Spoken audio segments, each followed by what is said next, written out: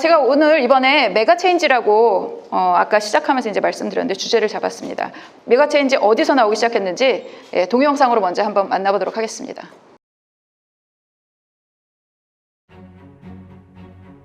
I'm not just interested in doing a one-to-one coaching with an executive, even though if you have a CEO, the president, it might have an impact.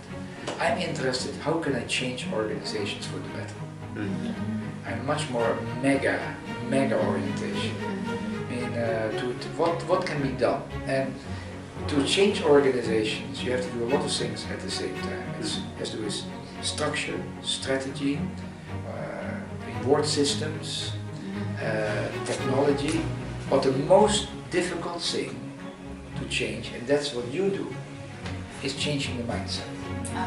And that's the reason group coaching is so important. The mindset changing. And unfortunately, many companies are willing to spend tens of millions of dollars on new technology, but they don't pay attention that, for example, the top executive team is not aligned, which costs millions that they are fighting.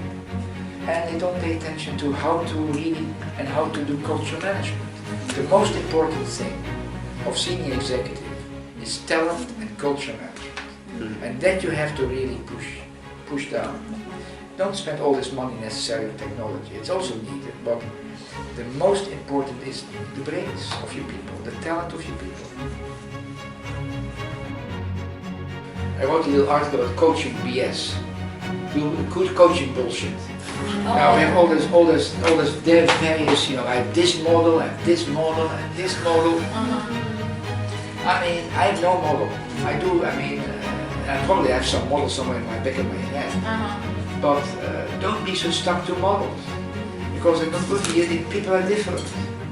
Use different models and do different, talk the language of the client. That's the first rule in psychotherapy. Talk the language of the patient.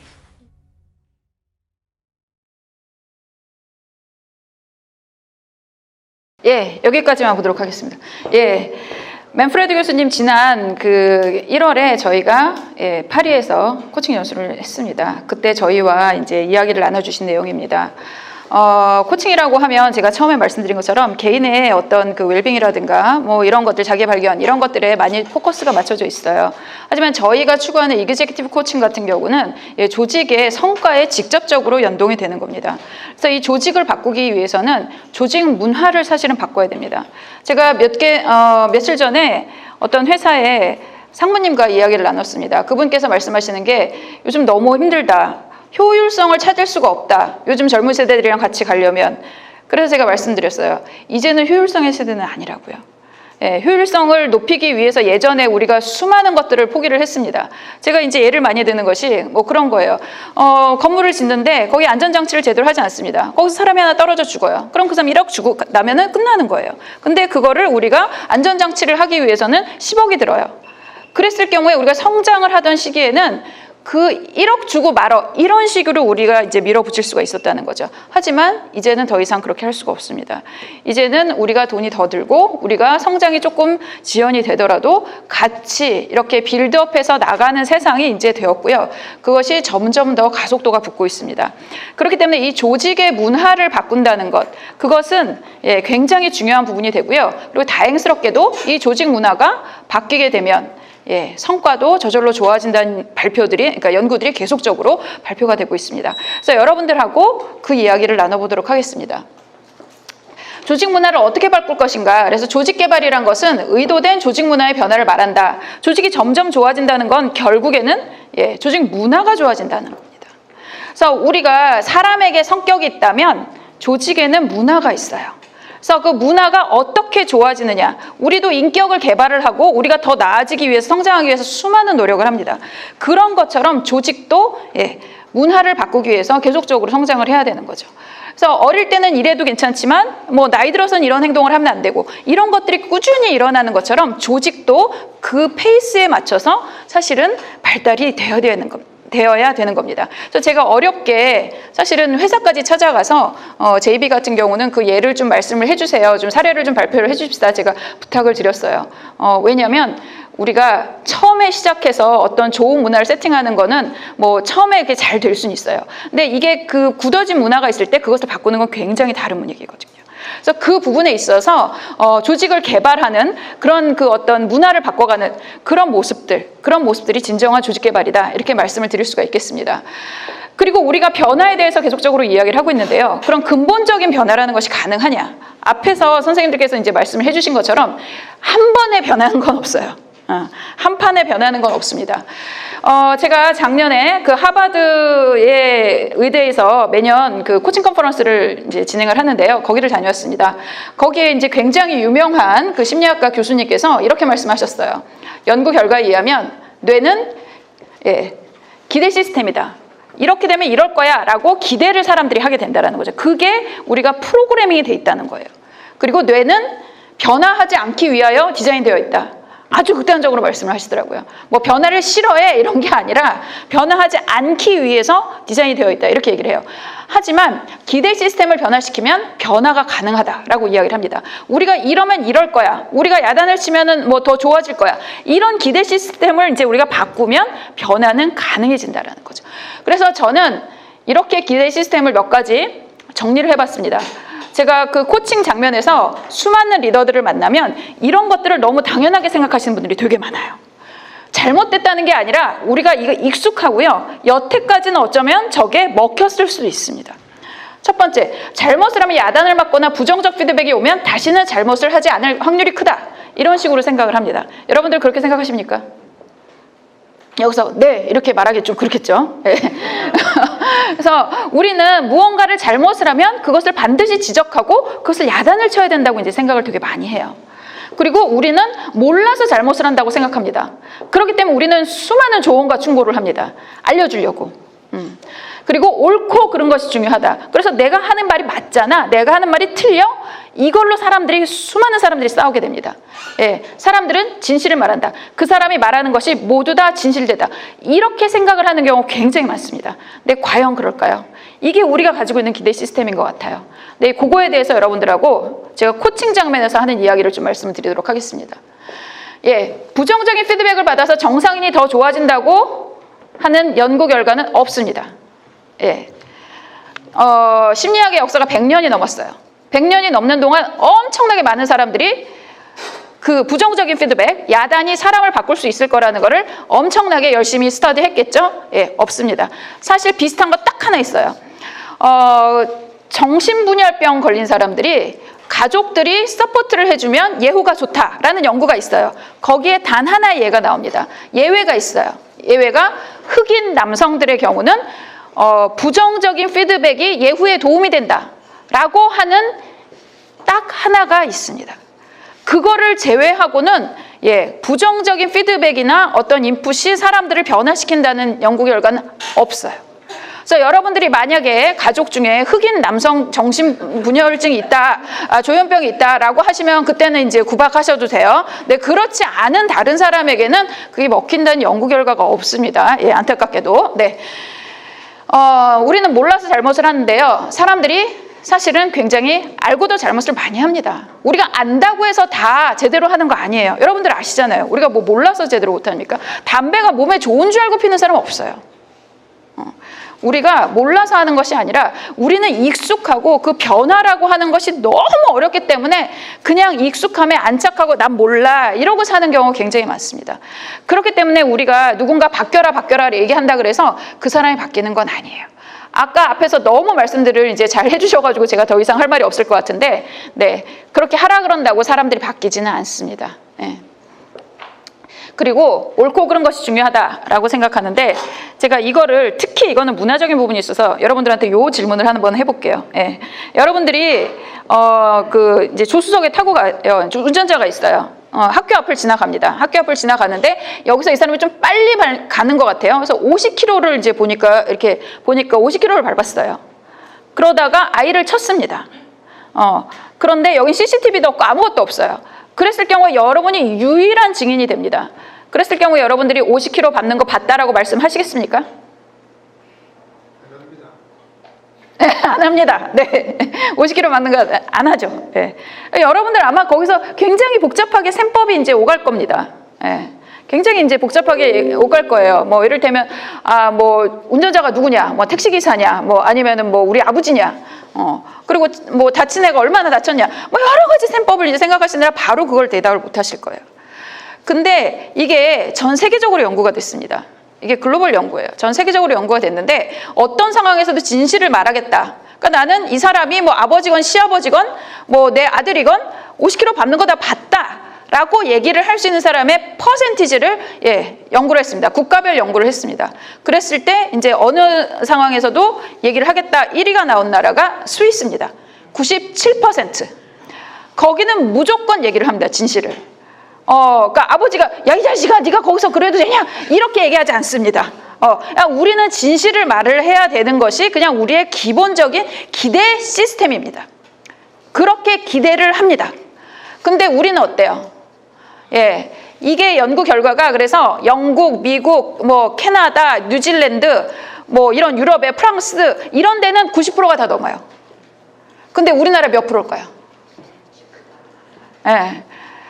중국이 2등이에요. 우리가 끝에서 1등이에요. 그 퍼센티지가 전 세계에서 가장 낮습니다. 두 번째로 낮은 데가 중국이에요. 관시의 나라. 중국도 47%. 근데 우리는 37%. 우리나라 사람들은 거의 진실을 얘기하지 않습니다. 그러다 보니까 이제 여러분들 자식이 치여도 그 옆에 사람이 얘기를 안 해주면 아이의 이제 과실이 되고 뭐지 이런 현상들이 이제 일어나게 되는 거죠. 특히 우리는 더 그렇습니다. 우리는 옳고 그른 것이 중요한 것이 아니라 관계가 훨씬 중요합니다. 내 편이냐, 내가 아는 사람이냐, 내가 좋아하냐 이게 훨씬 더 중요해요. 이 옳고 그름이, 이 일의 정당성이 이거를 해야 되는 조직의 논리가 중요한 것이 아니라 이 사람이 내 편이야, 나랑 친해, 내가 좋아해 이게 훨씬 중요하다는 거예요. 리더십 코칭을 하면 할수록 점점 그것은 더 뚜렷해집니다. 더 이상 옳고 그른 어떤 논리적인 걸로 여러분들이 누군가와 일을 같이 한다거나 그 사람을 바꾸려고 해서는 사실은 안 된다는 거예요. 아까 말했죠. 저항이 더 올라갑니다. 그리고 사람들은 진실을 말한다라고 이야기를 하지만 사람들은 자기도 잘 몰라요. 코칭을 뭐 이런 것 때문에 받고 싶어요라고 처음에 다 얘기하지만 그걸로 코칭 받는 사람 저 한 명도 못 봤어요. 사람들은 우리가 뭘 원하는지 알지 못합니다. 미국에 굉장히 유명한 엄청나게 이제 집을 많이 파는 부동산 업자가 있습니다. 그 부동산 업자가 그런 얘기를 해요. 사람들이 처음에 올 때는 뭐 방 몇 개, 뭐 어떤 집을 원해요 라고 얘기를 하는데 그 집을 사지 않는데요. 결국에 사는 집은 원한다고 말한 집이랑 다른 집을 사게 된다는 거죠. 우리도 뭘 원하는지 모릅니다. 나도 날 잘 몰라요. 그래서 그런 것들을 통해서 이제 코칭을 통해서 마음이 편안하면 나도 모르게 그런 얘기가 나요. 저도 코칭을 하다 보면 굉장히 많은 리더분이 아니 내가 지금 왜 이런 얘기를 하고 있지? 이런 얘기를 하시는 분들이 되게 많아요. 자기도 자기를 모릅니다.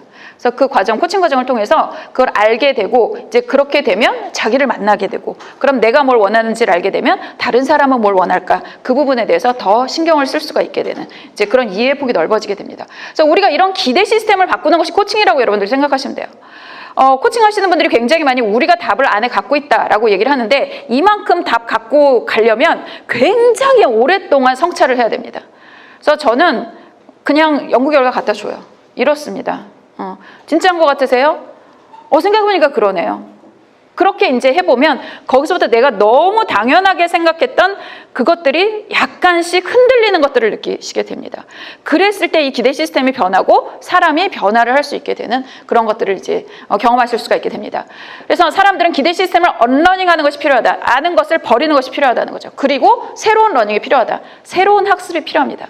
그래서 우리가 여태까지 해왔었던 게 더 이상 먹히지 않는다는 것을 깨닫는 것이 중요하고 그것을 버리는 것이 중요하고 그러고 나면 어떻게 해야 돼요? 새로운 것을 집어넣어야겠죠. 사람들이 중요성을 안다고 해서 다 할 수 있는 건 아닙니다. 사람들 뭐 제가 그 리더들한테 워크숍 하면 뭐가 필요할까요? 그럼 경청해야 돼요? 배려해야 돼요? 이거 모르는 사람 하나도 없어요. 비전 필요해요? 하나도 없어요. 그거 모른다는 사람. 근데 이거 어떻게 하는 거예요? 그럼 다 방법론 없어요. 이게 중요하다고 주입이 돼서 저거를 해야 된다라는 건 알지만 그거를 할 수 있는 건 또 다른 문제가 됩니다. 그건 또 다른 문제예요. 경청이 어떻게까지 하는 게 경청이에요? 예, 어떻게까지 하는 게 경청이에요? 사람들은 경청이 고개 꼬덕꼬덕해주고 눈 맞춰주면 경청인 줄 알아요. 예, 경청은 상대방이 얘기를 계속적으로 하게끔 하는 겁니다. 예, 얼마큼? 3분에서 5분 이상. 이런 식으로 정확하게 알려줘야지 그 사람이 아 내가 했구나 이런 식으로 하면서 새로운 행동을 배우게 됩니다. 여러분들 그 어디에서도 경청하는 법 배운 적 없어요. 제대로 배운 적 없어요. 우리 어릴 때 집에서도 못 배웠어요. 이거 그래서 새로 배워야 됩니다. 비전 어떻게 세울까요? 비전에 대해서 중요하다고 얘기한 지 10년이 넘었습니다. 제가 그 기업 교육하는 현장에서 사람들한테 얘기를 해요. 혹시 비전 있으세요? 그러면 사람들 다 비전 뭐라고 생각하냐면 그럴듯한 거짓말이라고 생각해요. 그래서 그 비전을 어떻게 세우는지도 몰라요. 그것도 가르쳐준 사람도 없어요. 그런데 비전이 중요하니까 리더는 비전을 전파하세요. 이런 식으로 한다는 거죠. 배워야 됩니다. 부하 직원 어떻게 긍정적인 피드백을 할 것인가? 아까 말씀하신 것처럼 인정하기 정말 어려워요. 사람들이 잘못을 보는 데는 엄청나게 눈이 밝습니다. 하지만 그 사람 뭐 잘하나 이거 보는 거는 사실은 굉장히 어려운 일이에요. 그래서 그 사람들 칭찬 피드백 어떻게 할 것인가 이것도 구체적으로 연습시키고 말하게끔 하고 이런 거 합니다. 그래야지 그 사람이 그걸 빨리 하게 되는 거죠. 우리 영어 처음 배울 때 영어 단어도 외우고 영어 문장도 외우잖아요. 그래야지 뭐가 되죠. 그런 과정들이 이제 필요하게 됩니다. 그리고 요즘에 심리적 안정감 이야기를 하면서 실수나 실패를 하더라도 비난받지 않을 것이라는 믿음을 높이는 것이 중요하다라고 이야기를 하는데 그럼 도대체 어디까지 우리가 참아야 된다는 거죠. 어디까지? 어느 정도의 실수 실패까지는 참고 어느 정도부터 내가 야단을 쳐야 되는 건지 그거에 대한 사람들이 기준이 없어요. 사실은 어떤 잘못을 해도 도덕적인 부분만 아니면 야단을 치지 말아라 라고 이야기를 합니다. 정말 이 사람이 나쁜 의도를 갖고 회사를 말아먹겠다 그런 게 아니면 웬만한 거는 다 얘기를 하고 오히려 공감해주고 위로해줘라. 너 놀랬지? 뭐 이런 식으로. 너 당황했지? 너 실패해서 너무 속상하겠다. 나도 이렇게 속상한데 너 얼마나 속상하니? 이렇게 위로해주고 그 다음에 하고 싶은 말씀 하셔라. 제가 그런 얘기를 합니다. 그래서 사람들이 심적 안정감에 대해서 이야기를 하긴 하는데 도대체 이게 어디까지가 내가 말을 하지 말아야 되는 건가? 그거에 대해서도 알려준 사람 없어요. 그래서 이런 것들 다 기준을 정립하고 기술을 익혀야 되는 겁니다. 우리가 생각만 한다고 해가지고 이거 나오려면 굉장히 오랫동안 걸려요. 물론 생각만 해서 가능합니다. 지구상에서 가장 현자가 누구예요? 소크라테스예요. 소크라테스가 하버드에서 박사 받았습니까? 아니라는 거죠. 통찰과 성찰만으로도 여러분들이 소크라테스처럼 지혜로운 사람이 될 수가 있어요. 하지만 이건 시간이 걸릴 수가 있다는 거죠. 그러니까 오죽하면 그 사람이 2800년 전 사람을 아직도 얘기를 하고 있겠습니까? 그래서 여러분들이 이 자리에 오는 것도 여러분들이 새로운 것들 배우기 위해서 온 거잖아요. 우리가 다 알고 있다면 이 자리에 왜 왔겠습니까? 그렇죠? 그래서 무엇이 그래서 필요하냐라고 얘기를 하면 저는 이렇게 얘기를 합니다. 그래서 약간은 이제 뒤집어 엎는 것 같은 이야기가 나올 수가 있는데 앞에서 말한 것처럼 우리 기대 시스템이 사실은 무너져야 되고 새로이 정립이 돼야 돼요. 새로이 정립이 돼야 되는데 거기서 가장 이것을 촉진시킬 수 있게끔 하는 정서적인 게 있어요. 그게 측은지심이라는 거예요. 우리가 아까 말한 것처럼 자기가 하겠다고 말해야 되고 자기가 변해야겠다라고 생각을 해야 되는데 그 변해야겠다라고 생각을 하는 그 촉진하는 기본적인 어떤 정서는 결국에는 측은지심이라는 거죠. 이거는 이제 긍정심리학 이렇게 말씀하시는 분들도 이제 있으신데 그 리차드 보야체스, 다니엘 골만 이런 그 정말 세계적인 빅네임들 그분들이 최고의 리더십에 제일 필요한 게 이 측은지심이라고 이야기를 합니다. 한글 창제하신 세종대왕께서 앞에 그렇게 말씀하셨어요. 뭐라고 얘기했죠? 나란 말씀이 중국에 달라. 그러니까 어리석은 백성이 자기가 하고 싶은 말이 있어도 말과 글이 달라서 그 말을 못한다. 내가 이것을 가여이 여겨. 가여이 여긴다는 말을 합니다. 내가 이걸 가엽게 여겨서 한글을 만든다. 이렇게 얘기를 하는 거죠. 사실은 이 엄청난 우리 그 역사상의 가장 위대한 창조물도 이 어떻게 보면 측은지심에서 나오게 된 거라는 거죠. 사람들에 대한 어떤 그 인간 대 인간으로서 딱하게 여기는 마음, 그것이 모든 변화의 사실은 근본을 차지하게 됩니다. 제가 요즘에 밀레니얼 세대 강의 엄청 해요. 일주일에 2-3번 이상 하는 것 같아요. 그런데 거기서 가장 중요한 게 뭐냐면 우리가 그 어린 친구들 열심히 하는 친구들 그 사람들이 잘못하고 저 사람들이 예의 없고 이런 거를 탓하는 것이 아니라 그 사람들 잘하고 싶은데 그 못해서 구박받는 그 마음을 좀 알아줘라. 우리 애가 생각해봐라. 월급 받겠다고 가면 똑바로 하겠냐 우리 애는. 그래서 그런 얘기들을 되게 많이 하거든요. 그래서 그런 면에 있어서 좀 딱하게 여기는 마음을 갖는 것이 사실은 변화의 가장 기본적인 핵심으로 저희가 이제 이야기를 하고 있습니다. 그래서 우리가 코치들도 예, 상대방에 대해서 그런 마음을 가져야 된다. 뭐 이런 식으로 이야기를 하고 있죠. 그래서 불쌍하게 여기고 룩다운하는 그런 얘기는 아니에요. 인간 대 인간으로 정말 열심히 하시는 그 마음을 서로 알아가는 그 부분이라고 생각을 하시면 될 것 같습니다.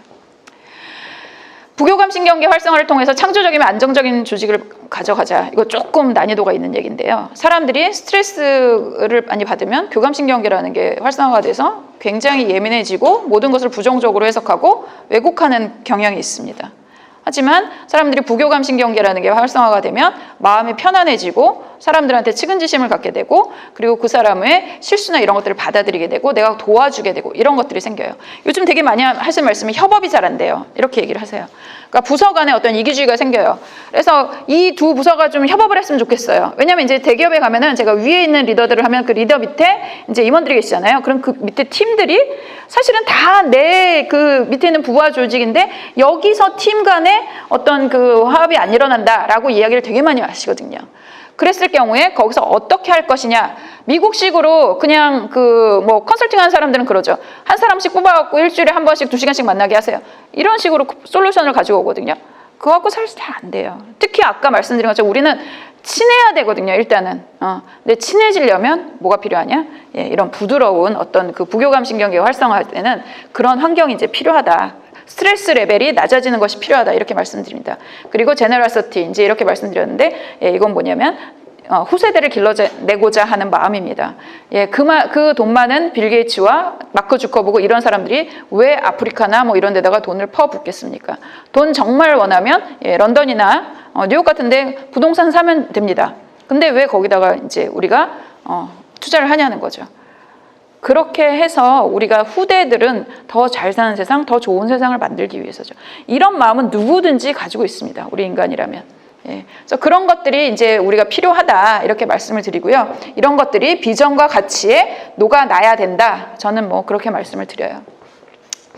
그래서 뭐 고성과 조직 이렇게 얘기를 하는데요. 그래서 변화라는 건 결국에는 이제 코칭을 받게 되면 리더들이 코칭 리더십이 이제 생기게 됩니다. 그래서 코칭을 받고 그리고 이게 코칭 문화로서 조직 문화로서 이제 내려가게 되는 거죠. 그래서 여기에는 학습과 모델링이 꾸준히 이제 일어납니다. 그래서 코치의 말하는 법이라든가 그런 것들을 예, 뭐 배우기도 하고 따라하기도 합니다. 그리고 이것은 리더에게 넘어가고 그리고 리더는 이것을 문화로 이제 퍼뜨리게 되는 거죠. 그래서 방법론으로는 저희가 이런 거를 사용을 하고 있습니다. 예, 1대1 코칭을 이제 해요. 1대1 코칭이라고 하는 거는 이제 굉장히 여러분들이 흔한 포맷으로 이제 알고 계실 건데요. 코치와 1인의 피코치의 이제 코칭이 이루어지는 겁니다. 이럴 경우에는 그 분이 이제 원하시는 그런 개인의 아젠다라든가 아니면은 뭐 리더십 효과성 뭐 이런 부분에 대해서 이제 말씀을 드리기도 하고요. 하지만 그 아까 맨 앞에 맨프레드 교수가 이제 이야기를 한 것처럼 우리가 어떤 조직의 변화를 불러일으키겠다라고 하면 팀 코칭이나 그룹 코칭이 굉장히 효과적인 형태로 이루어질 수가 있습니다. 그래서 팀 코칭이라고 하는 것은 함께 일하는 사람들을 위한 코칭이에요. 그래서 같이 일하는 아는 사람들끼리 하는 코칭입니다. 그래서 임원들끼리 팀 코칭을 하는 경우가 있어요. 중소기업 같은 경우 이제 그 임원들끼리 팀 코칭을 하고 그리고 한 개의 팀을 위해서 이 팀은 장이 있고 그 이제 같이 일하는 사람들이 하는 것도 팀 코칭이라고 이야기를 합니다. 이런 경우에는 팀워크 향상과 팀 조직 문화의 효율성을 향상시키는 거다. 이제 이렇게 얘기를 해요. 그래서 그 임원들이 서로 경쟁하는 상태가 아니라 같이 힘을 합쳐서 앞으로 나아가는 그런 형태가 굉장히 이제 중요합니다. 그리고 그룹 코칭 같은 경우는 함께 일하지 않는 사람들을 위한 코칭. 그래서 여러 개인이 모여서 하는 코칭을 이제 그 그룹 코칭이라고 이야기를 하고 있어요. 그래서 여기서는 뭐 임원들이 그룹 코칭을 한다. 근데 이 사람들 같이 일하는 사람들 아니고 모르는 사람, 뭐 전혀 이제 유관부서 아닌 사람들, 그런 사람들이나 아니면 팀장급들, 예, 그래서 차부장급의 이제 보직을 가지고 계신 분들, 뭐 이런 식으로 해서 여기서는 개개인이 코칭의 중심 인물로 이제 진행이 됩니다. 그래서 여기서는 개인 리더십의 효과성이 향상이 되고 팀장급 리더가 예, 체인지 에이전트로서 기능을 하게 된다라고 얘기를 하는데 여기서 체인지 에이전트란 요 허리를 말을 합니다. 그래서 저희가 이걸 버티컬 얼라이먼트라고 이름을 지었습니다. 수직적으로 이거를 우리가 선을 맞춘다라는 얘기죠. 정렬을 한다는 뜻입니다. 그래서 위에 탑 매니지먼트는 가치와 비전을 가지고요. 아까 JB웨이에서 이제 얘기한 것처럼 탑 매니지먼트에서 굉장히 강력한 어떤 가치와 비전을 이제 만들고 그것을 결국에는 리더가 그 부하 직원들한테 문화로서 정착을 시킬 수 있게끔 여기서 역할을 하는 것이 이제 필요하게 됩니다. 그래서 위에 이제 탑 매니지먼트 같은 경우는 1:1 코칭 또는 임원 팀 코칭을 통해서 빠른 변화를 위해서는 조직 전체가 하나의 방향으로 나아가는 전략적 일치가 반드시 필요하다라는 거죠. 아까 맨프레드 교수 얘기하신 것처럼 이 안에서 탑 매니지먼트에서 자꾸 의견 일치가 안 되고 싸움이 나면 조직이 앞으로 나아갈 수가 없습니다. 그래서 이 임원들의 팀빌딩이 엄청나게 사실은 중요합니다. 근데 그걸 뭘로 우리가 만들 수 있냐?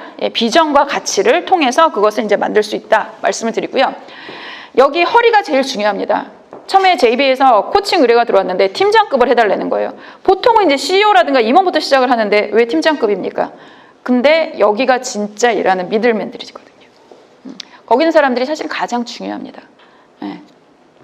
방향성 제시하고 그것을 실행하는 툴과 방법론을 장착하는 것이 이 우리 현장에 있는 보직부장 그리고 팀장 뭐 이런 분들한테 가장 중요한 부분입니다. 이분들은 알려드려야 돼요. 지금 뭐 여러 가지 법이 바뀌면서 리더들이 취약해졌다 이렇게 얘기를 하거든요. 옛날에 밀어붙이고 이렇게 막 말 세게 하고 이런 식으로 했다가는 요즘에 성희롱 예방법 뭐 이런 것들 그리고 조금 있으면 직장인 괴롭힘 방지법 이런 거 나오게 되면 거기에 그냥 걸리는 거예요. 그러니까 아까 말한 츤데레 문화 이런 거 안 돼요 이제는. 그렇게 해서 사실은 새로운 어떤 리더십의 행동이 없는, 행동 세트가 없는 사람들이 지금 그 법 앞에 굉장히 무방비하게 노출이 되어 있습니다. 그래서 그분들한테 이런 것들을 이제 새로운 조직 문화와 새로운 리더십의 행동을 가르쳐 주는 것이 굉장히 중요하다. 이렇게 말씀을 드려요. 그리고 리더십 교육, 그 밑에 이제 우리 있는 조직에는 리더십 교육을 통해서 그러니까 이런 것들이 가치와 비전이 다 내려오는 그런 리더십 교육이 필요하다라는 거죠. 교육을 하다 보면 굉장히 좋은 강사님들이 많이 오십니다. 그런데 그 이야기가 서로 다른 이야기인 경우 되게 많아요. 서로 다른 이야기인 거 많아요. 백화점식 교육이라고 얘기를 하죠. 그래서 이 사람이 와서 이 얘기하고 저 사람이 이제 다 좋은 얘기는 맞아요. 그 한 사람 한 사람 얘기 다 좋은 얘기 맞는데 끝나고 나면 그래서 어떻게 해야 돼? 그런 경우 굉장히 많다라는 거죠. 그래서 교육을 할 때도 위에서 가치와 비전을 정확하게 생각을 하고 그것에 맞는 코칭과 교육이 들어가야지 조직에 어떤 변화를 가지고 오게 되고 그것이 결국에는 교육의 효과성으로 드러나게 된다는 거죠. 강원도에 가면은 뭐 이런 게 있대요. 1년짜리 모래시계. 그래서 버티컬 얼라이먼트 이렇게 얘기를 하니까 우리 그 유재호 대표님이 이거를 열심히 찾아주셨어요. 하루아침에 사람들의 조직의 문화가 변하는 거 아닙니다. JB에서 몇 년 했어요? 7년 정도 했어요. 제가 1년 정도 들어가서 거기서 코칭을 했는데 작년에 코칭했을 때 지금 코칭했을 때 완전 달라요. 1년 동안 굉장히 많은 인풋을 합니다. 제가 맨 앞에 왜 JB 사례를 했냐면 코칭만 하고 변하게 해주세요. 이렇게 하는 경우 굉장히 많은데요. 코칭은 그 수많은 변화에 굉장히 중요한 한 부분을 차지하고 있지 코칭 하나만으로 조직의 변화가 일어나지 않습니다. 그래서 우리가 결국에는 이 조직이 한 방향으로 변화를 만들어 간다는 것은 굉장히 많은 시간이 필요하게 됩니다. 1년짜리 모래시계예요. 최소한 1년 정도는 같은 메시지를 계속적으로 전달하면서 조직의 어떤 제도적인 부분이라든가 캠페인이라든가 이런 것들이 같이 갈 때 결국에 변화를 가지고 올 수 있겠다. 그래서 이런 부분에 있어서 코칭이 하는 역할에 대해서 여러분들이 좀 이렇게 아시면 좋겠다라는 생각이 들어서 오늘 그런 말씀들을 제가 이제 정렬을 하게 된 겁니다. 그 안에서 사실은 조직이 어떤 식으로 가야 되는데 개인들이 가야 되는 방향만 안다고 해갖고 되는 건 아니거든요. 거기서 어떤 툴적인 부분을 이야기를 하기 위해서 제가 우리 하나 그 교육팀에 제가 요청을 드렸습니다. 이런 코칭의 기술들이 어떻게 사람들과 만나는 그 모먼트 오브 트루스 진짜 그 순간에 우리가 부하 직원들을 만나는 그 순간에 어떤 식으로 행동으로 일어날 수 있을까? 그 부분을 우리가 생각을 할 수 있게 된다는 거죠. 그래서 그 부분을 제대로 장착을 한다면 조직은 분명히 나아질 수 있습니다. 더 좋은 조직이 될 수 있습니다. 아무리 여태까지 꼼짝달싹 안 하던 조직이라도 그것을 변하게 합니다. 그래서 저는 이제 수많은 코칭 사례가 있는데요. 개인 레벨에서도 그렇고 조직 레벨에서도 그렇고 이게 되겠어? 그런 조직의 변화가 오는 걸 전 굉장히 많이 봤어요. 거기서 가장 중요한 건 무엇이냐? 제가 쭉 보니까 탑 매니지먼트의 의지와 그리고 그것들을 할 수 있는 행동 툴, 이것들을 한 조직이 한 방향으로 나가는 그것들이 정말 중요하게 된다라는 거죠. 그래서 이 사람이 교육을 받고 왔을 때 기업 교육에서 얘기합니다. 기업 교육이 언제 가장 효과적일 수 있냐? 기업 교육의 가장 중요한 변수는 무엇이냐? 이게 사람들의 변화를 불러일으키는데 가장 중요한 변수가 무엇이냐? 리더의 지지입니다. 그래서 이것들이 사실은 탑부터 시작해갖고 모든 사람들이 다 알고 있고 그 바뀐 행동을 서로 지지할 때 그것이 어떤 결과로 나오는 거지. 이 사람 교육 갔다 왔다는데 뭐 받았는지 몰라. 그래서 막 새로운 거 하는데 너 웬일이냐? 너 교육 가서 뭐 이런 식으로 나온다. 그러면 그 교육은 안 하느니만 못합니다. 실제로 연구 결과도 오히려 역효과가 나온다고 이야기를 하고 있습니다. 그래서 여러분들이 어떤 변화를 이제 하고 싶다라고 하면 통째로 어떤 얼라이먼트를 이제 하는 그런 쪽으로 생각을 해보시면 어떨까라는 생각이 듭니다. 그래서 메가 체인지, 제가 준비한 내용은 여기까지입니다. 네, 감사합니다. 네, 김현정 교수님께서 조직이 좋아진다는 건 조직 문화가 바뀌는 것이다라는 내용에 대해서 좀 얘기해 주셨고요. 조직을 바꾸는 것은 그 안에 있는 어떠한 탑 리더들의 방향성이 굉장히 뚜렷하게 존재되어야 되고요. 그것을 실행하는 방법론이 잘 장착이 되고 그것이 리더십 코칭과 교육으로 얼라이먼트일 때, 그래서 버티컬 얼라이먼트가 잘 이어질 때